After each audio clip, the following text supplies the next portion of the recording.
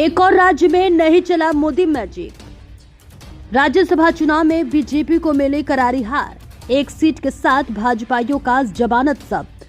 जी हां दोस्तों, जम्मू कश्मीर की राजनीति में एक बड़ा मोड़ आ गया है। अनुच्छेद 370 हटाए जाने के बाद पहली बार हुए राज्यसभा चुनाव में नेशनल कॉन्फ्रेंस ने 4 में से 3 सीटें जीत ली है, जबकि भारतीय जनता पार्टी को सिर्फ 1 सीट मिली है।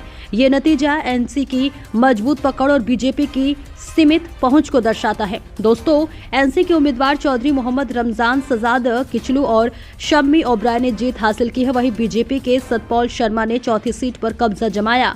ये चुनाव जम्मू कश्मीर को पूर्ण राज्य का दर्जा देने की दिशा में एक कदम माना जा रहा है, लेकिन साथ ही स्थलीय दलों की ताकत भी उजागर हुई है। ये चुनाव न सिर्फ विधानसभा की ताकत का आईना है, बल्कि अनुच्छेद 370 के हटने के बाद राजनीतिक हकीकत को भी दिखाता है। एनसी, जो जम्मू कश्मीर की सत्ताधारी पार्टी है, उसने कांग्रेस, पीडीपी और अन्य छोटे दलों के समर्थन से ये जीत हासिल की है। बीजेपी को अपनी एकजुट वोटिंग से ही 1 सीट मिली है।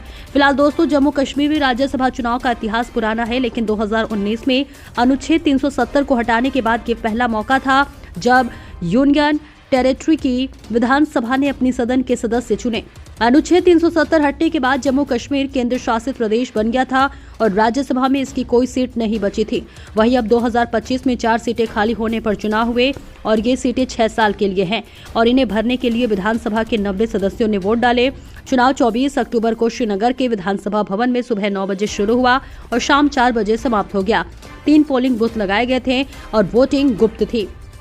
कुल 54 विधायक वोटिंग के लिए उपलब्ध थे, क्योंकि कुछ सीटें खाली हैं। ये चुनाव जम्मू कश्मीर को मुख्य धारा में लाने का प्रतीक था, लेकिन राजनीतिक दलों के लिए ये अपनी ताकत साबित करने का मौका भी था। दोस्तों, एनसी के पास विधानसभा में बहुमत है, जबकि बीजेपी के पास करीब 29 विधायक हैं। बाकी सीटें अन्य दलों और निर्दलीयों के पास हैं। बता दें कि अनुच्छेद 370 हटने के बाद 2024 के विधानसभा चुनाव में एनसी कांग्रेस गठबंधन ने जीत हासिल की थी और उमर अब्दुल्ला मुख्यमंत्री बने। ये राज्यसभा चुनाव उसी जीत का एक्सटेंशन था। बीजेपी ने इसे गुजरात लॉबी का जिक्र करते हुए अपनी हार को कश्मीरी राजनीति की साजिश बताया, लेकिन कुछ तथ्य और कहते हैं। चुनाव आयोग ने दोपहर में ही अनौपचारिक नतीजे घोषित कर दिए। पहली सीट पर एनसी के चौधरी मोहम्मद रमजान निर्विरोध चुने गए। वे जम्मू के वरिष्ठ नेता हैं।